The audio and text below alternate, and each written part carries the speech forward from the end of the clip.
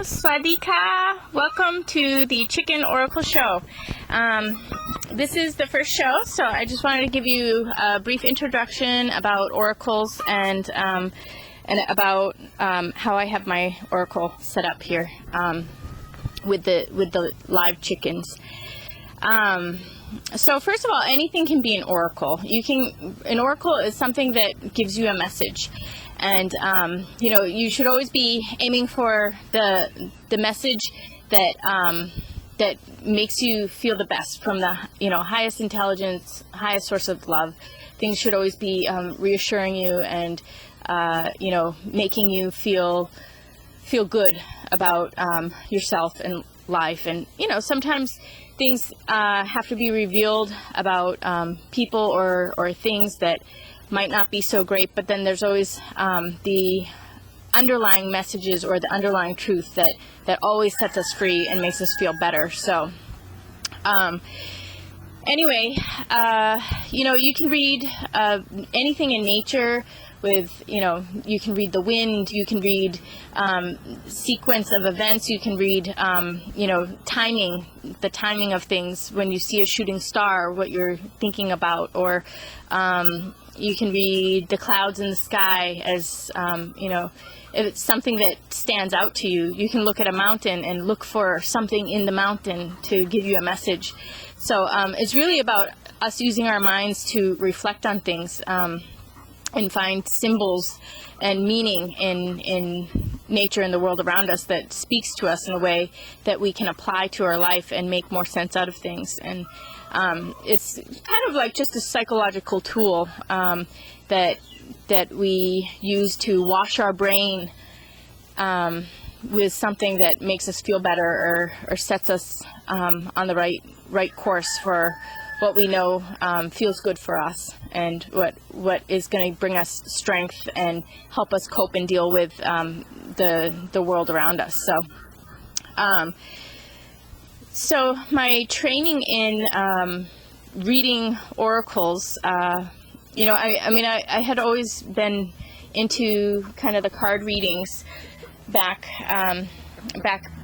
in high school and then college, but I went to Africa and studied kind of more interactive readings of life and nature and how to set up systems of oracles to get information. So this is Little Spirit. She's a lap jumper.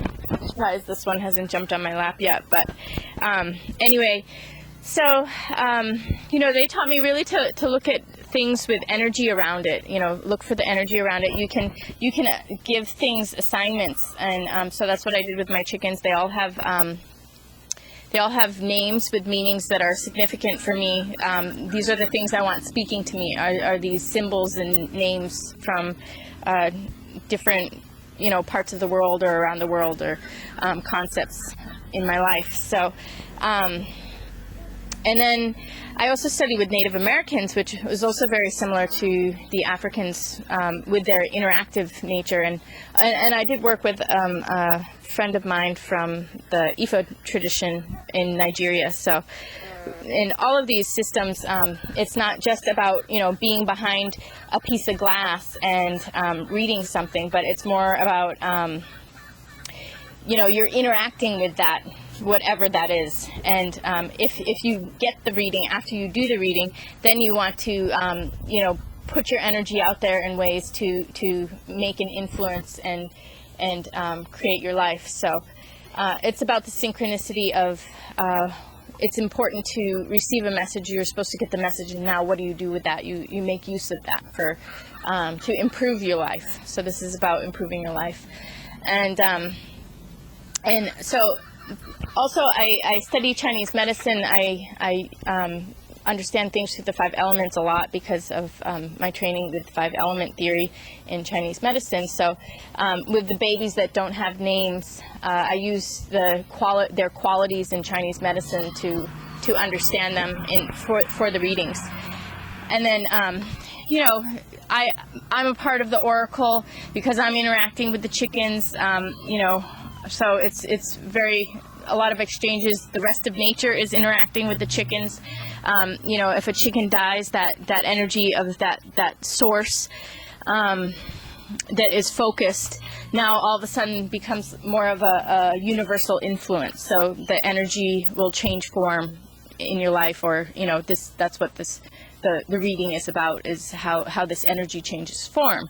And it does change form, that it is no longer a focus source. It's now something that's influencing all of you watching this, and my life as well. So and then you also, as the viewer, are also an oracle, where everybody who watches this will get a different message, and you'll have things fall into your head, or things will happen around you as you're watching this. So just to be conscious of your own thoughts and your own way of relating to this information. All I'm doing is offering information, and hope that you can make use of it to improve your life, or understand your life, or get things moving in your life the best way possible. So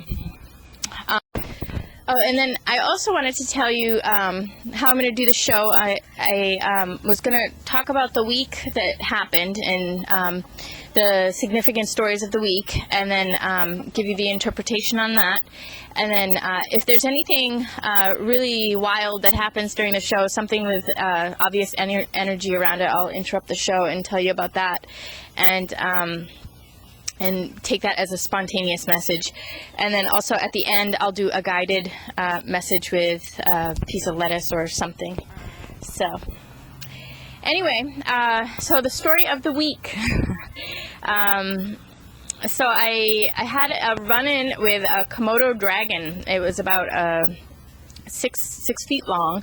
And I heard some noise, and I came out, and this chicken was running towards me it was basically skinned alive, just blood everywhere. And so I, picked that one up, and I'm trying to find out what this was. And then I see the dragon in this chicken coop here, and I see there's one chicken in there that had been basically shredded alive. Well, it shredded in 5 pieces, just ripped apart. So anyway, I did close the chicken coop up because there was nobody else in there, and I was able to go get the neighbors, and they came and took care of it for me. So and then the chicken that ran to me, that really wanted to live, it ended up dying a couple days later. Well, it was about a day and a half later. And it also, I didn't realize this, but it had puncture wounds from the teeth. So its lungs were actually had holes in it, so it was breathing not only through its mouth but also through its body. So it was not in good shape. But I did do some research on the Komodo dragon, and the Komodo dragon represents survival, instinct, and impulse. So and interestingly, for some reason, nothing acknowledged that Thailand had Komodo dragons in my research. I mean, everybody here knows that we have Komodo dragons, and actually I've seen them a lot. I've probably seen them more than any other animal since I've been here. So I'm not sure why it's not listed, but they only talk about it being in Indonesia. So I thought that was significant. And then they also talk about the mouth being really poisonous with its saliva, and it basically just filled with bacteria that would give you blood poisoning, or you'd die of infection from a bite even if you were not killed. So anyway, now I will go ahead and interpret this for you. And first of all, the fact that the dragon is not recognized in Thailand by the information provided on the internet, I want to say that that something, and this happens a lot, something you know of or you're aware of in the world, you think it's not in your backyard. It's somewhere else. It's in somebody else's territory, but bad things, evil always hides. People are not judged on their good qualities. Everybody is good. In fact, the most charismatic, amazing, powerful psychopaths, the people who are doing the worst things in the world, present the best. They have the biggest smile, they have the biggest glow, and they know how to work you. They're con artists. They work everybody. They have their presentation, but they can't really hold it, so then they close the door and they do everything behind closed doors. So there is not a single person in the world who is an expert on psychopathology who can even identify a psychopath right away. So people who are doing really bad things, they don't even have a conscience. They don't care that they're doing it, and they don't feel bad about it, so they don't show it. You can never tell. So just be careful of, if you're seeing a lot of red flags, or if somebody is really exhibiting some negative behavior. What's small is huge sometimes.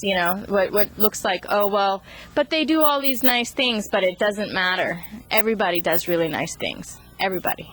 In fact, the people who are going to work you and get the most out of you and do the worst things in the world, the way they can get away with it is they present the best. So and they really tend to be a little bit lighter because they don't have they're not heavy with this emotional baggage. They're more mental. They tend to have a lot of mental baggage. Everything's mental.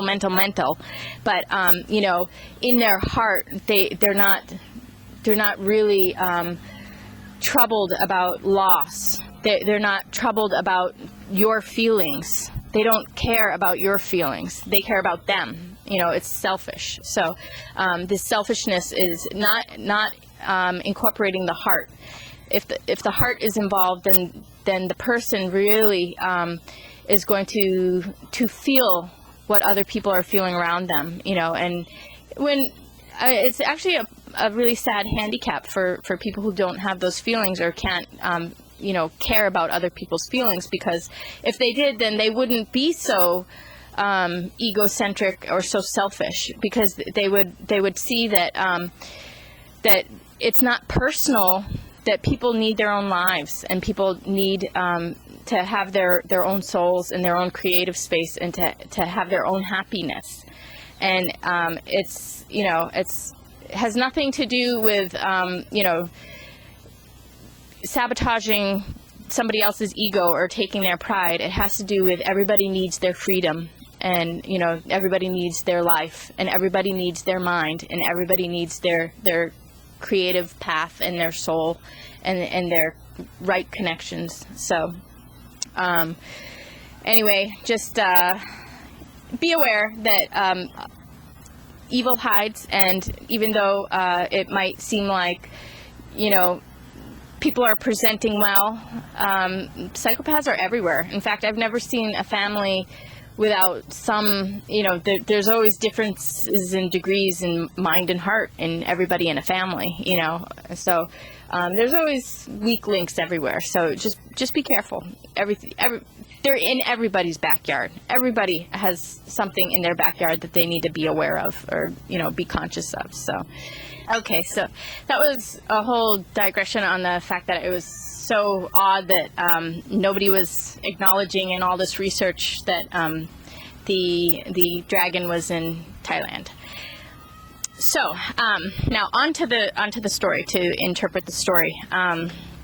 So the chicken that got killed right away, the one that went into the coop, and I'm pretty sure what happened was this chicken ran into the chicken house because it had a broken leg that I would try and work on, but it was baby, and it kept dislocating it, and it just would not stay off this leg. I mean, and if I tried to separate it or something, it would cry and cry, and it just didn't, and it would just run around in the small little cage. So I was like, well, that's even more dangerous, because then it was, thrashing in this cage. So anyway, there was just no way to get this chicken better, and it represents earth element because it was a heavy egg layer, and egg layers are earth element, or the egg is very earthy, and it's a special earth element because it's a green-blue egg layer, and I only have 2 of them that are adults, and I had two that hatched out as babies. It's very hard to hatch a green-blue egg for some reason, or at least for me, but I read for other people too. So this is a unique, kind of more of a rare event. Maybe it's long-term because, I only have, now I only have 3 total out of all my chickens, and this was my 4th one that I ended up losing. But even though it was special in some way, this earth element, and earth element for doing a reading is anything you can touch, taste, or feel. So it could be a person, it could be a group, it could be a hobby that you like, it could be an organization that you're a part of. It could be a school. It could be your house. It could be, the place you work at, a place of work that you've been at for a long time, or something that was very special to you, this place of work. Something that was just somehow very special in your life, that came into your life and it was special in some way. But there's something about it that's weak. It's draining you, and it's not getting better. So, and the way I interpret nature is it's, they're animals. So people are a little bit, when you are applying it to a person's life, the animals are within a person. So this animal, the dragon, represents survival, and something instinct and impulsively acted for survival, and it killed this part of your life. This earth element died. It got ripped to shreds by ambush. There's ambush. That's how they attack. It's by ambush. So it's a very dramatic ending, and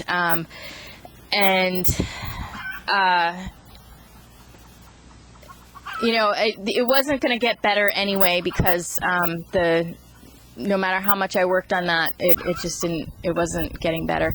And the other interesting thing, though, was that I know from trying to catch it that it would always run into the coop. This chicken loved to, run into the coop as its safe spot. But by running into the coop, it saved the flock. Because I was able to trap the dragon. And if I didn't trap the dragon, then I'd still be dealing with this, 6-foot Komodo dragon coming around trying to eat my chickens, and it could take down my biggest rooster if it wanted to. It could probably kill me if it wanted to by just, one bite, So anyway, this chicken saved the whole of the situation, like by the weak and vulnerable, this important thing that was really draining you, by cutting it out, by having this end in your life, the whole is able to live on and survive. But there's the other chicken that is wood element. Polish, I classify as wood element, which is mental. So there's some mental piece of this that is connected to this story that really wants to live. It wants to live, and it did everything it could to survive, and but it's eventually going to die. But the problem is that it had to suffer, and by trying to stay alive, and and also the poison coming from the mouth, the saliva. This represents poisonous communication. So there's something, something about, depending on what this earth element is, either it's causing you to have poisonous communication, and the way you're talking is off, and you're not expressing your heart and your soul and yourself, or something in your life is being very poisonous to you. So the worst poison in the world is really always mental. It's subtle because it's hard to argue with a person's mental, I said this, no you didn't, or I did this, it's very hard to argue. People will change their stories, and it's not as concrete. I say, man, I'd rather someone just punch me than mess with my head. It's just much easier dealing with physical stuff. But when you're dealing with mental, this abuse is more subtle, and it's very powerful because it is more subtle and much harder to address or to work with. So.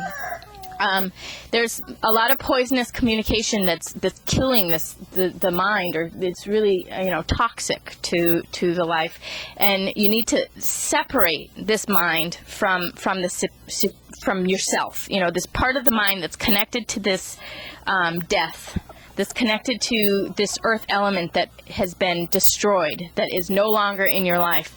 You need to separate this part of your mind, otherwise it's going to continue to poison you. And, it's going to die anyway. So the quicker you can stop getting that poison, the better, because, the poison is just, it slows you down so much. And, it's not about just the time that you are abused.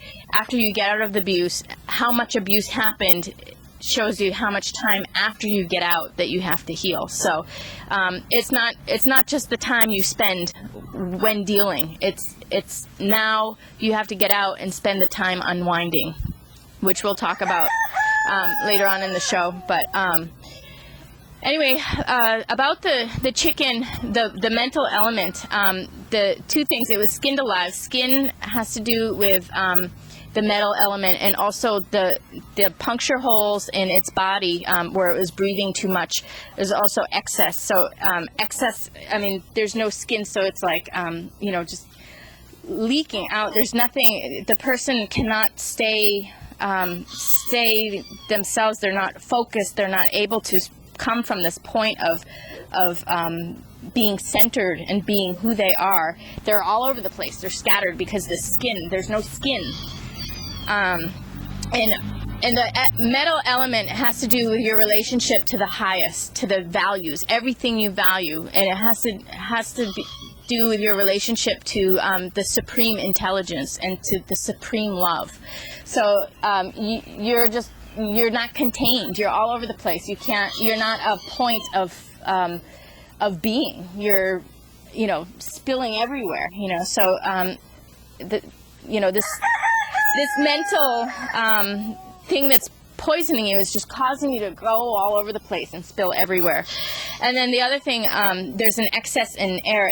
It's like you're not just breathing through your mouth, you're breathing through your whole body. So this excess is like you're just being too nice also. A lot of times if you're a good person, the thing that you're doing wrong in life is you're being way too nice. And if you're way too nice, you sacrifice yourself, and you sacrifice your soul, and you sacrifice your mind, and you sacrifice your energy. And when you sacrifice all this, everybody around you is affected because they need you.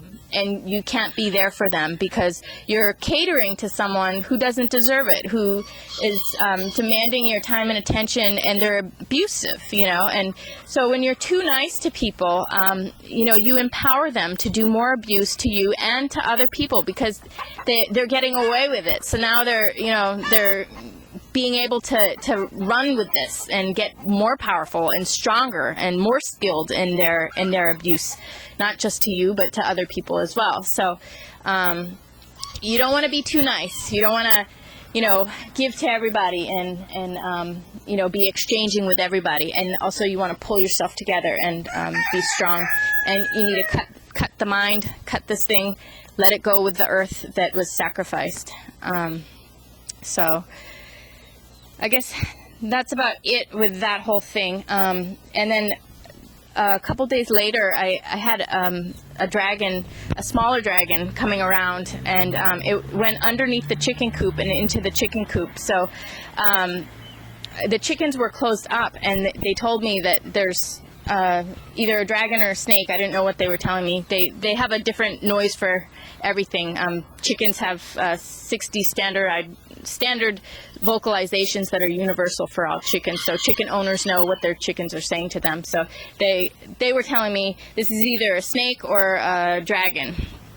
And because they don't know if it's predator or prey, but then they said it's a little more predator.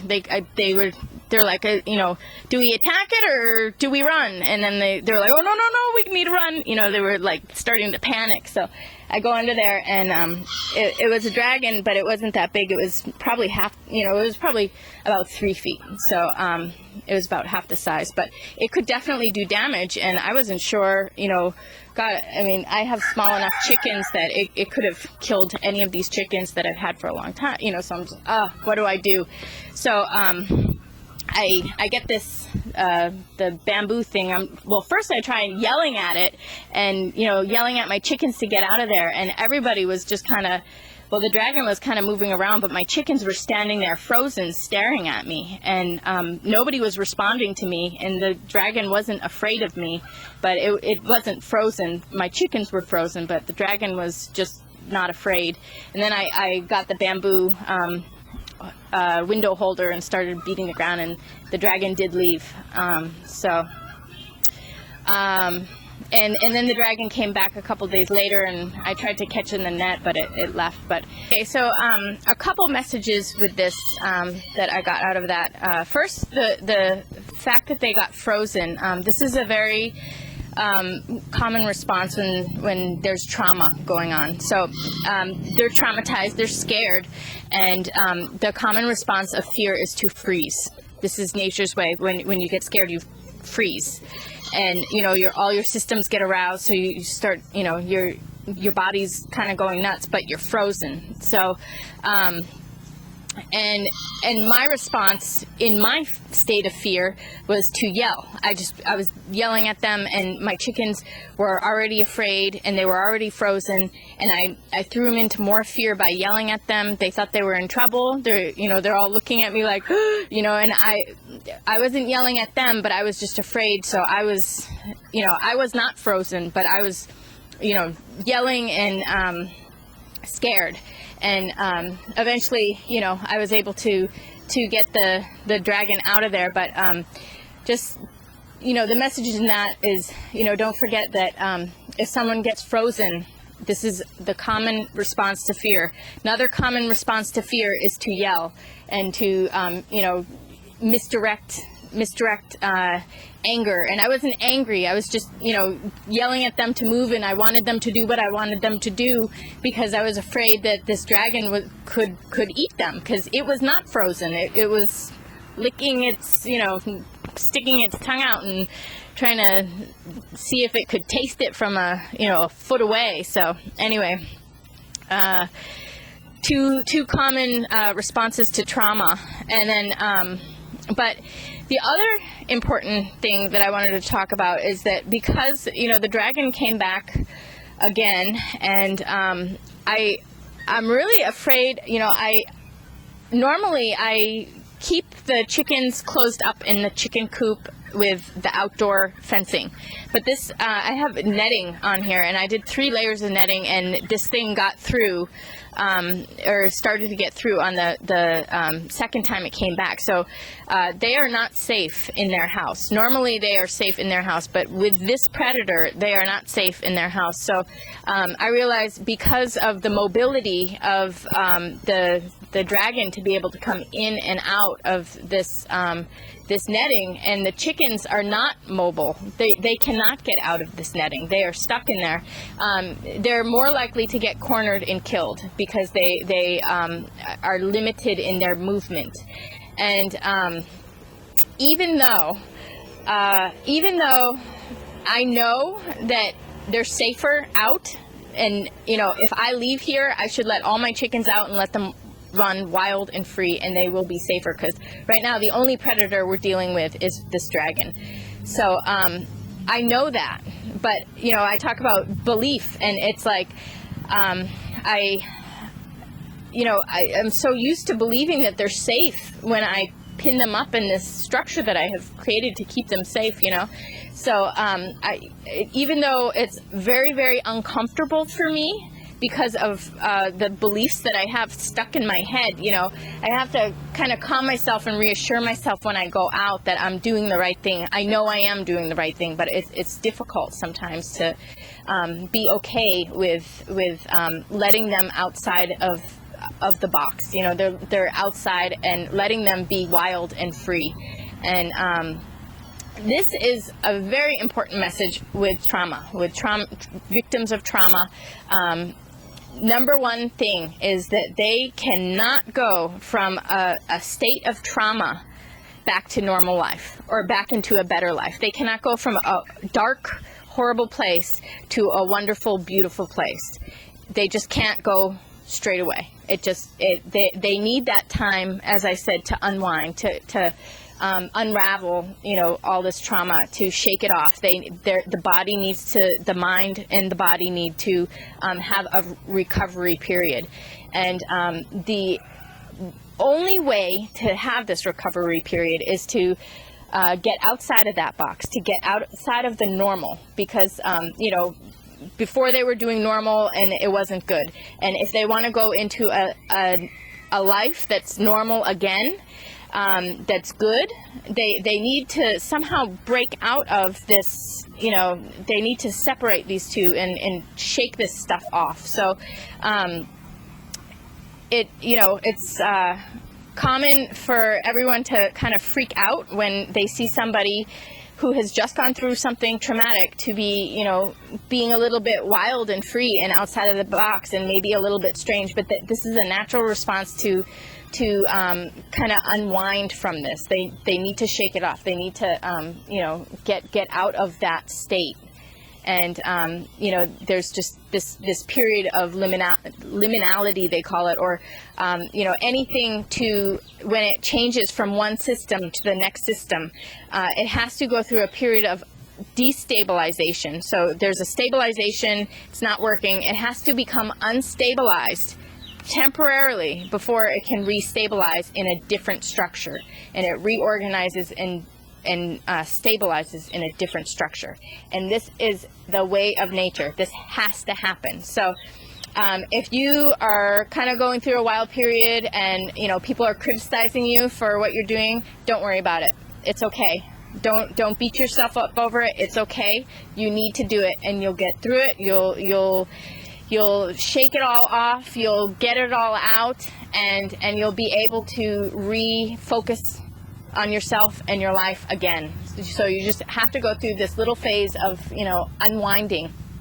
And if you know somebody around you who has gone through trauma and, you're very uncomfortable with this behavior because it's so odd and they're, you've never seen this before, it's okay. You need to let them have their wild streak and have their, outside of the box, like strange stuff going on, because they need that for their healing. And nobody can understand how a trauma hits a person except for the person who goes through it. So if you have gone through a trauma, not a single person can understand what you went through, and not a single person can understand how it affected you, and not a single person can understand how to treat you to make you better. I mean, no one knows how to tell you to make it better, except you know how instinctively we all know this is a part of our body, this is a part of our nature. So how to shake this off, how to separate from this trauma. So don't worry if somebody is doing something. They know what they're doing, and I promise you, if somebody is in danger or if they're not doing something right, they will let you know, because people will let you know if they need help. But usually the worst thing you can do is interfere in somebody in their state of unwinding. They need to unwind on their own. And if you interrupt that process, you're going to make them worse. You're going to throw them back into that. You're not going to help them. The only way you can help them is to step back and know that they're safe and it's comfortable for, even though it's uncomfortable, it's the most comfortable thing for them to do to move from point A to point B. And you got to just be comfortable with your discomfort and know that it's okay. because if you interrupt it, you're going to mess them up big time, and you're not going to allow them to move to that place of stability. They cannot get there if you interrupt this process and try and control what they're doing or criticize them. You're going to make them worse. So you want to support them in however they need to unwind and however they need to shake it off and find themselves again. And they will get back to a place of stabilization. And, you know, every amazing person in the world has gone through something like this, and they have all gone through this period of a little bit wild and, you know, outside of the box, and then they bring it back in, and they are wise teachers now. So so that was the message with that. So I guess that's about it for the week. We did have some visitors, some chicken visitors. I missed the best picture for the chicken visitors, but anyway, I do have a picture. I'll see if I can put a little picture of them. But these 3 chickens came here a couple days ago just to stop in briefly. But so that's just about new visitors, maybe just briefly touching on your life or gracing you with a presence. And you know, maybe they have information for you. Maybe there's something important. I don't know if they'll be back or not, but they were friendly, and you know, a lot of times it's just wonderful and refreshing to interact with somebody, and you kind of get what you need for information to help yourself, or you know, kind of shed light on things. So be open to meeting new people, and you know, they don't have to stay. They can just be passing through. But sometimes I mean, I know when I went through a period of my life where I had to go through that destabilization, it was like these strangers that would come in for just you know, a lunch or something, or a brief period of time, and it was like they healed me so much. They gave me that information, and they gave me some strength, and it's just amazing how the universe can work in ways through brief meetings with people. So so I guess that's about it for the recap, and now we will do the live chicken oracle. So 1 minute. Okay, so now we're going to do our guided lettuce reading. I just did it, but the camera shut off. I guess we ran out of battery, so. And it's about to rain, so let's hope we get this done. So, okay, here it goes. Hi, you guys.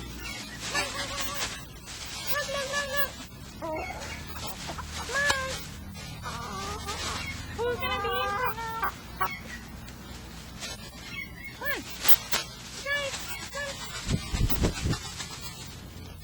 Guys, come on.